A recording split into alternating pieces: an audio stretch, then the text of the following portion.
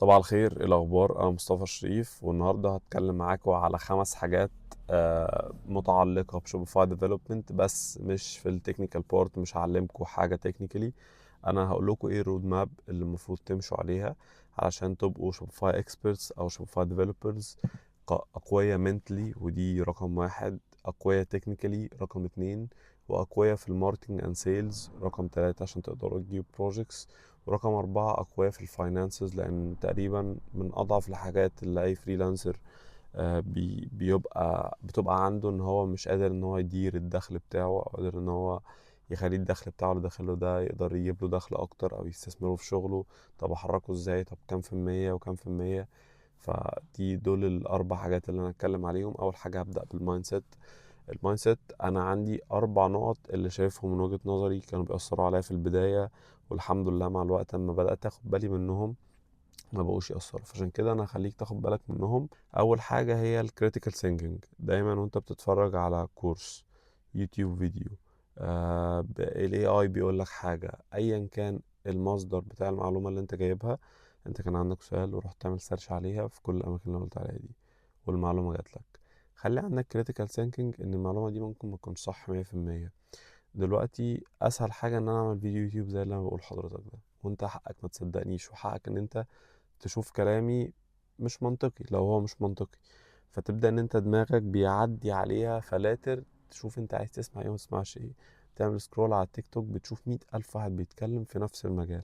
عايز تسمع مين ومش عايز تسمع مين، ده قرارك انت. بتسأل AI عن كذا حاجة وممكن يجاوبك بطرق مختلفة، بس لو غيرت صيغة السؤال او غيرت الكوماند اللي انت بتقوله عليه، انت اللي تقرر او انت اللي تفلتر انت عايز تاخد ايه وعايز تسيب ايه. فدايما خلي عندك critical thinking في الحاجات اللي انت بتسمعها والكورسات اللي انت بتاخدها. ودايما خلي عندك التفكير النقدي، ده ان انت بتنتقد الحاجة بطريقة تقنعك بيها وتطمنك بيها وتخليك واثق فيها وانت شغال. فده يعني ده كانت اول سكيل في المايند سيت. تاني حاجة في المايند سيت حاجة اسمها imposter syndrome. imposter syndrome ان انت تكون حاسس ان انت مختلف عن الناس الموجودة او مش زي الناس اللي موجوده. ودي بتحسها لما تبقى مثلا لسه متعلم حاجه جديده او اخد كورس عن شوبيفاي بيسكس ولسه بتبدا خالص وتلاقي جالك بروجكت. فبتبقى عندك الامبوستر سيندروم ان انت حاسس ان انت مش قوي كفايه ان انت تعمل البروجكت ده، او حاسس ان انت لا انا مش هقدر ان انا انفذ البروجكت ده. انا ممكن اشوف حد طيب يساعدني فيه، طيب انا هديه لحد واخد كوميشن. وتبدأ ان انت تريح نفسيتك وتطلع الموضوع عنك عشان انت خايف. فلا اطمن، الامبوستر سيندروم دي من اكتر الحاجات الكدابة اللي انا شفتها في حياتي وحسيتها. لان انت جالك بروجكت ايا كان هو ايه، صدقني 100% خليك واثق ان انت تقدر تعمله. وابدأ اعمل سيرش بتاعك بالطريقة المظبوطة وانت هتوصل. مفيش اي مفر للموضوع. كلم ناس في الكوميونيتيز اللي موجوده، ادفع فلوس عشان تبقى في كوميونتي من كوميونتي اوف شوبيفاي ديفلوبرز. وفي كوميونيتيز كتير ببلاش زي شوبيفاي فورمز وشوبيفاي كوميونتي للديفلوبرز. اسال الناس على اليوتيوب فيديوز بتاعتهم زي يان فيري، اد كودز، الناس المشهوره في شوبيفاي. وهتلاقي ناس تانية بتجاوبك، حتى لو مش اللي عامل الكورس جاوبك هتلاقي في ناس تانية بتجاوبك. فدايما حاول تطلع من الامبوستر سيندروم دي، ان انت ترتبط بناس حواليك او تسأل ناس حواليك، وتبدأ ان انت تسيرش ازاي ان انت تعمل وتقدم السيرفيس دي بنفسك. لان هي صدقني هو وهم ومشكلة ثقة مش اكتر، وطبيعي جدا جدا جدا ان انت تواجهها. دي كانت تاني حاجة. تالت حاجة وهي السيرشنج سكيلز. زي ما قلت لك انت يبقى عندك critical thinking في السيرشنج سكيلز، لازم يكون عندك سيرشنج سكيلز. لازم تركز على طريقة بحثك، لازم تركز على طريقة ان انت بتلاقي بيها معلومة. ازاي ان انا لو عايز اجيب كود معين اروح فين، اروح لانهي اداة من ادوات الاي اي. اه ده انا ممكن اروح لتاب 9 مثلا اللي هو embedded في اس كود. ده الاكواد. لو عايز اجيب ايه هروح فين؟ ايه احسن مصدر للمعلومة من شوفاي؟ يان فري ده راجل شغال شوفاي بس، فمالوش اي علاقة بحاجة تانية، فمركز قوي هنا فهسمع منه. طيب ده بيتكلم عن 100,000 حاجة فجاء في وسطهم كلام عن الدروب شيبينج فقام بيتكلم عن شوبيفاي، لا ده ممكن اخلي بالي، ممكن كل المعلومات اللي بيقولها مش صح. طريقة السيرشنج بتاعتي وطريقة المعلومة اللي انا بوصل لها ممكن تكون من اهم، لو ما كانتش اهم الحاجات اللي انت يعني هقول لك ايه، طريقة السيرشنج بتاعتك هي اللي بتديك ثقة في نفسك بعد كده. ان انت حتى لو كلاينت دخل عليك قال لك مصطفى انت بتعرف تعمل ايميل ماركتنج في شوبيفاي، فانت ممكن ما تكونش بتعرف او اصلا ما عملتهاش قبل كده او ما تعرفش ان في حاجه اسمها ايميل ماركتنج. بس طريقه ردك على الكلاينت اللي هو I think ان ده بيحصل، بس I'm gonna check بالظبط البروسيس اللي بتحصل علشان اديك احسن سيرفيس موجوده. فانت بتطمنه ان انت هتعملها باحسن طريقه، وبتعرفه ان انت لسه هتسيرش، فانت بتديله الناحيتين. وفي نفس الوقت انت بقى عشان تقول جمله زي دي لازم تكون واثق في نفسك جدا، ان انت لو دي حاجه بتتعمل انا هعرف اعملها، هعرف اوصل هي بتتعمل ازاي وهعملها. لان دلوقتي مفيش اي انفورميشن محجوبه عن الناس، مفيش اي حاجه مستخبيه. ممكن تلاقي كورسز مثلا بفلوس هي اللي مخبيه شويه معلومات صغيره مثلا بس.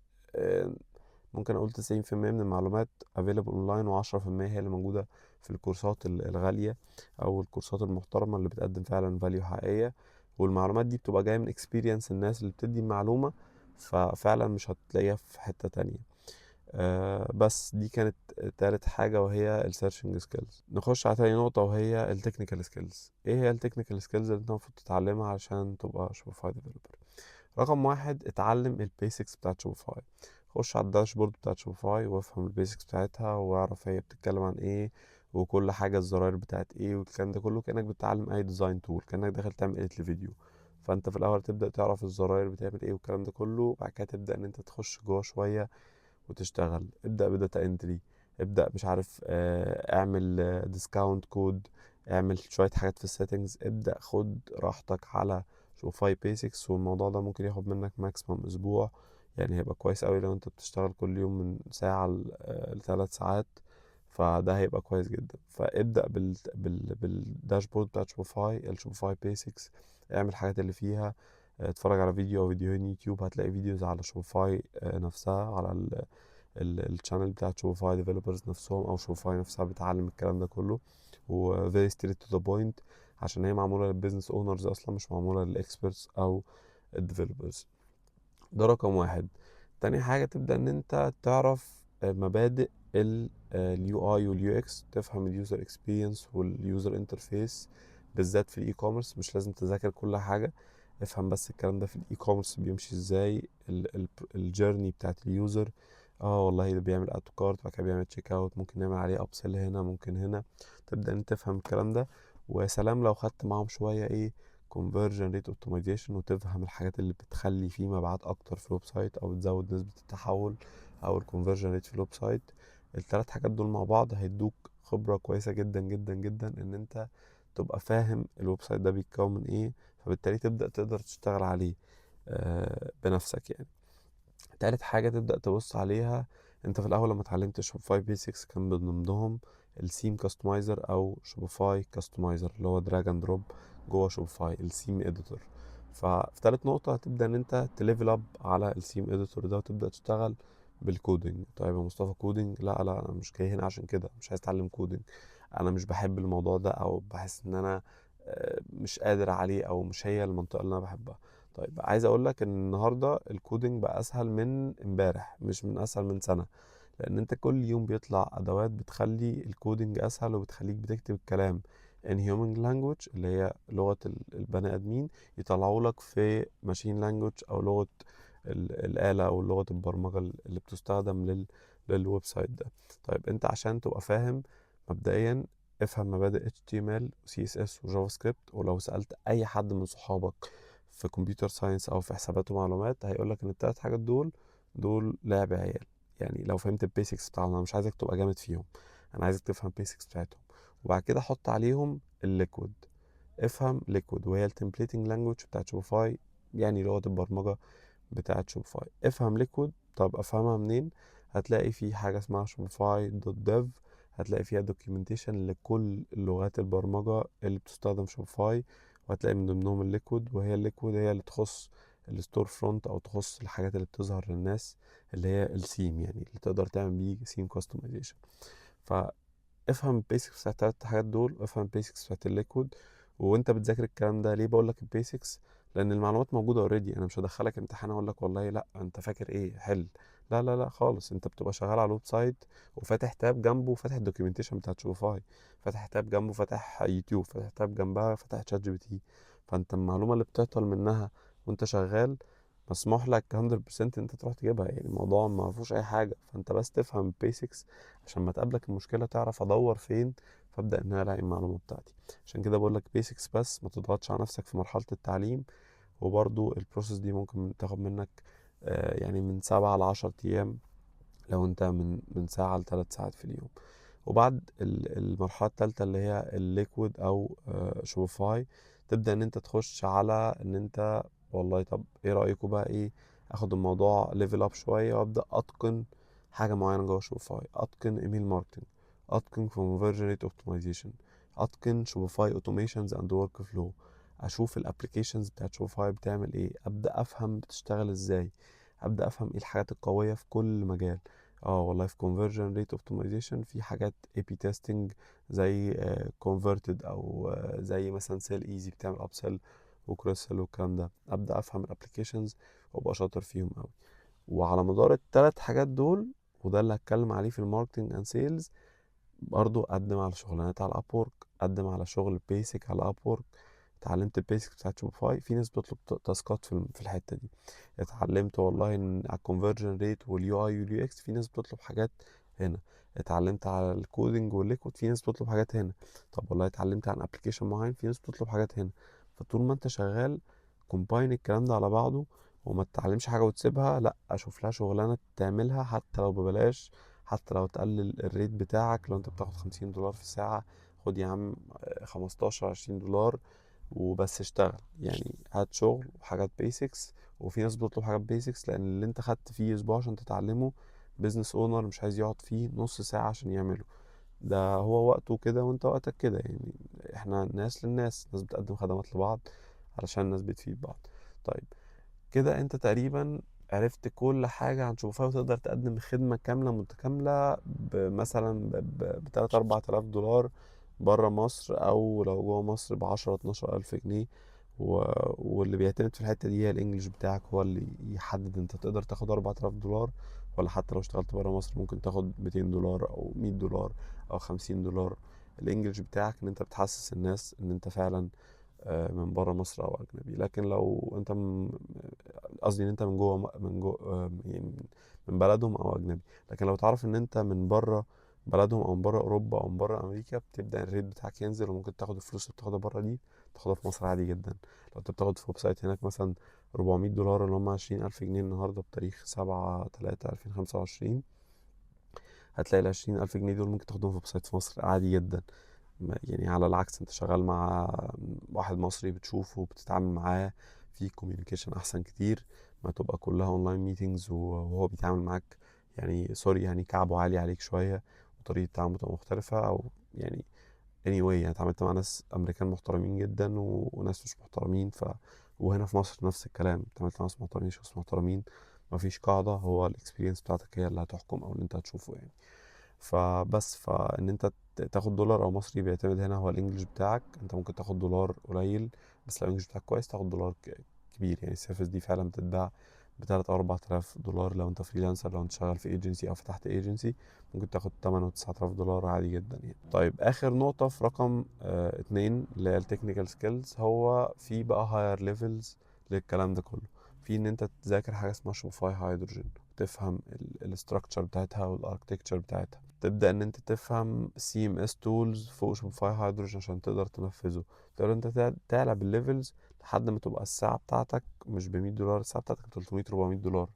لأن شوبيفاي هيدروجين ده يعني بيحتاج تيم يشتغل عليه.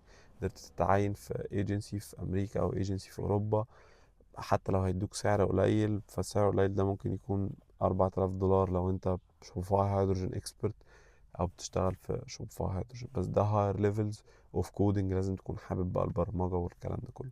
بس anyway لو انت لسه تحت، فاحنا عندنا 5,500,000 شوبيفاي ستور لايف محتاجين اللي يخدمهم، فانت في الامان يعني. طيب بعد كده، طب يا مصطفى اعمل ايه بعد ما خلاص وصلت المراحل دي كلها وعملت كل الكلام ده كله، او حتى لو ما خدتش حته الهيدروجين دي في السكه، اعمل ايه يعني؟ اروح فين؟ هنا يجي دور الماركتنج والسيلز. لازم تطلع تتكلم تقول انا بعمل واحد اتنين تلاتة. مفيش للأسف مفيش حل تاني، مفيش حاجة هاك أو حاجة موضوع بالبساطة دي. لازم تطلع تقول أنا بعمل واحد اتنين تلاتة، أنا اسمي كذا كذا كذا وبقدم الخدمة الفلانية، لو حضرتك انترستد في الخدمة دي تواصل معايا. ده جانب. الجانب التاني انت تبعت للناس تقول لهم انا شايف مشاكل في الويب سايت بتاعكم، والمشاكل دي حلولها واحد اتنين تلاتة، انا هحلها لكم بالطريقة الفلانية واحد اتنين تلاتة دول، واخد واحد اتنين تلاتة. تديله اوفر كامل في الميل او اوفر كامل في الواتساب او اوفر كامل في الانستجرام. والله هاي ايه الاخبار، انا شفت الويب سايت بتاعك في السكشن ده محتاج يتعدل، في السكشن ده محتاج يتعدل. لو انت ما عندكش وفاء اكسبرت في التيم انا موجود عشان اساعدك. والريت بتاعي كذا. لو حابب تعرف تفاصيل اكتر انا موجود. حابب نخش بريف ميتنج اشرح لك انا ليه شفت الكلام ده. يلا بينا. تبدا ان انت تديهم فاليو قبل ما تطلب ان انت تقدم لهم سيرفيس. دي اهم حاجه ودي الحاجه اللي دايما بتقفل. تبدا انت تطلع تتكلم عن الاندستري اللي انت شغال عليه. شغال على شوبيفاي في الفاشن. ابدا قول هاكس مثلا عن الكونفرجن ريت في الفاشن اندستري وانت بتعمل ويب سايت شوبيفاي. فيد الناس عشان الناس تشوفك از اكسبرت، فتبدا ان انت يجي لك شغل او يبقى الناس حطاك في الحته دي، فما بيحتاجوا حاجه في الحته دي بيلجأوا لك انت. دول التو سايدز اللي من وجهة نظري يعني محتاج ان انت تركز فيهم، او ان انت تبدأ تقدم القيمة قبل ما تاخدها لو انت بتعمل ريتشنج اوت. وتاني حاجة ان انت تعمل كونتنت اراوند الحاجة اللي انت بتقدمها او اراوند السيرفيس اللي انت بتقدمها. رابع حاجة وهي الفاينانس. برضو مش هطول في الحتة دي خالص، هقول لكم الزتونة من وجهة نظري وانتوا عندكم التفكير النقدي ان انتوا تقتنعوا بكلامي او لا، وده من حقكم جدا. ان انت تبدأ ان انت الفلوس اللي بتجيلك دي تحركها بطريقة ما تجيش على نفسك، وفي نفس الوقت ما تبقاش عشان انت فريلانسر فانا والله باخد فلوس الراجل بيقبضها في شهر بعملها في بروجكت. لو مثلا بيقبض 15,000 جنيه في الشهر فانت بتعملها في بروجكت، فانت تفتكر نفسك خلاص انا غني. لا، انسى الكلام ده. الراجل ده هيقعد 12 شهر ياخد ال15,000 جنيه. انت ممكن تقعد 8 شهور بس بتاخد 15,000 جنيه. يعني الموضوع ملوش اي علاقة، ما تشوفش نفسك في اي حال من الاحوال ان انت احسن من موظف او احسن من كذا، انت بتتحرك براحتك والكلام ده كله. بتكلم في جزء الفاينانسنج مش بتكلم عموما، انا بتكلم في حتة الفاينانسنج انت احسن منه في حاجات كتير قوي. بس بتكلم في الفاينانس ما تحسش ان انت والله عشان بتعمل في 5 ايام اللي هو بيعمله في شهر فانت لا لا انت احسن. لا لا مش احسن خالص. حاول انت تحرك فلوسك بطريقة ما تأذكش. تحط مبلغ ده بيتصرف جلد فري، انت بتصرفه وانت مش متضايق. تصرفه على كل حاجة بقى، مش هقول لك بقى 10% مش عارف ايه و30% لايه والكلام. لا لا لا، مش هقول لك كده خالص. في مبلغ انت تحدده لنفسك بتصرفه جلد فري. جلد فري يعني بتصرفه براحتك مش متضايق من اي حاجة. ممكن المبلغ ده يبقى 40% او 50% من دخلك وانت تحدد. مبلغ تاني لربنا ايا كان ديانتك ايا كان انت منين. يعني وارن بافيت طلع كل فلوسه في سبيل الله. هو مش مسلم ومعرفش هو يعني هو مسيحي او مش مسيحي معرفش. بس هو طلع كل فلوسه في سبيل الله وبنى مدارس في افريقيا. كل البيزنس اونرز او كل الناس المشهوره بره، ايمان جاجي نفس الكلام. بيطلع فلوس في افريقيا. فهو بيطلع فلوس دي من منظوره لطريقه كده في السايكولوجي ان انت ما بتطلع فلوس بتقنع عقلك باطن ان انت معاك فلوس كتير. فبيبدأ ان انت يكون معاك فلوس كتير، وده اللي هو يعني law of attract او like attract like او قانون الاستحقاق او ايا كان بقى اللي بيتقال عليه اللي في كتاب ذا سيكريت يعني. دي الفكرة. فانت عندك بقى في الاسلام ما نقص من مال من صدقة، فانت دايما تحدد مبلغ او percentage حاجة في المية. انت دي بتطلع كل شهر والله عملت 5000 جنيه الشهر ده، عملت 100,000 جنيه، نفس البرسنتج 5%، 10%، 15%، انت ومقدرتك. بس الحاجة اللي تحددها لازم تطلعها. الموضوع مفهوش اي يعني مفهوش اي تساهل. حاول انت تبقى شديد على نفسك في الموضوع ده، لان انت لو سبت نفسك لنفسك الموضوع مش هيبقى الطف حاجة. وتبدأ ان انت لو بتعمل 5000 جنيه ممكن تطلع 15%. لكن لو بتعمل 100,000 جنيه تقول انا هطلع 15,000 جنيه في كده يعني. لا يا عم ممكن اطلع 5000 برضه بطلع اهو. حاول انت تبقى صادق مع نفسك في الحتة دي علشان هتفرق معاك قوي. تالت حاجة تبدأ ان انت تطلعها هي الريسك ميتيجيشن. دايما تشيل فلوس على جنب. ممكن تكون 5%، 2.5%، اي مبلغ صغير بتشيله ريسك على جنب في كاش او جولد، حاجة ان انت سهل ان انت تبيعها في اي وقت يحصل حاجة. علشان يعني الله اعلم بكل حاجه، والله اعلم بالظروف، والله اعلم بحاجات احنا ما نعرفهاش. فدايما خلي بالك ان انت يكون في عندك جانب من فلوسك، حتى لو كان قليل، حتى لو كانت 500 جنيه، بيتشالوا بيتحطوا على جنب. 100 جنيه بيتشالوا بيتحطوا على جنب. ولا دي لأي حاجة لا قدر الله. مش لازم ليا، ممكن حد من صحابي يحتاج حاجة، أهلي في البيت، أيا كان، بس أنا عندي فلوس تسندني لو أنا مفيش شغل داخلي. رابع حاجة تبدأ تحرك فيها فلوسك هي الانفستمنتس. تبدأ إن أنت تنفست في حاجتين: في شغلك، في فريلانسنج سكيلز بتاعتك، تاخد كورسات على مجالك، أو تبدأ تحرك الفلوس في مجالك أنت. والله تاخد كورس، تطور نفسك في لغة لو أنت ناقصك لغة، تطور نفسك في فاينانسنج كورس عشان تدير مالياتك احسن، تطور نفسك تتعلم حاجة انت نفسك تتعلمها ليها علاقة بمجالك.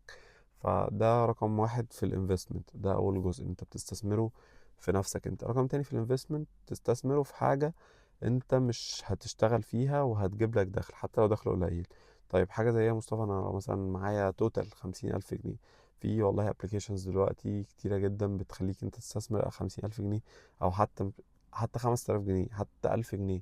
تخش على ساندر، تحط الكلام ده مثلا في اي تي اف، او صندوق دخل ما فيهوش ريسك ومش محتاج تبقى فاهم. لو انت عايز تفهم شوية، خش في الستوكس بتاع الاسهم المصرية. مش بتكلم على التريدنج والحاجات اللي انا ماليش علاقة بيها دي. اسهم مصرية، تستثمر في شركات مصرية انت بتاكلها كل يوم، او بتستخدمها كل يوم. ايديتا، مش عارف، عبور لاند، حاجات كلها معروفة يعني. فده حاجة تبدأ انت تحط الكلام ده في صناديق استثمار، تدخلك دخل معروف 20-30% في السنة. خلاص دي حاجة. تبدأ انت تستثمر في العقار اللي هو المتقطع، يعني اللي انا بقول عليه. مثلا انت قدامك مكتب في قطامية هايتس. المكتب ده الناس بقى بتعمله فوندنج، يعني ما انت بتبقى شريك فيه مثلا مع 1000 شخص، وكل 1000 شخص ده بيتوزع عليهم زي الابليكيشن بتاعت مدينة مصر اللي هو اسمه سيف. فعندك ادوات كتيره دلوقتي. الحمد لله ان في جيلنا الكلام ده موجود. الكلام ده كانش موجود قبل كده، او انا ما اعرفش يعني. بس حاسس ان زمان كان محتاج انفستمنت عشان تبدا تشتري حاجه. حتى لو هو مبلغ قليل بالنسبه لنا، فهو بالنسبه لهم اكيد كان مبلغ يعني. لكن دلوقتي انت تقدر تستثمر في ادوات كتيره تحرك فيها فلوسك. حتى الكلام ده يدخل لك 300 جنيه في الشهر، 500 جنيه في الشهر، 1000 جنيه في الشهر. الكلام ده كله بسيط، بس على الاقل هي steady flow، بتديك شويه financial stability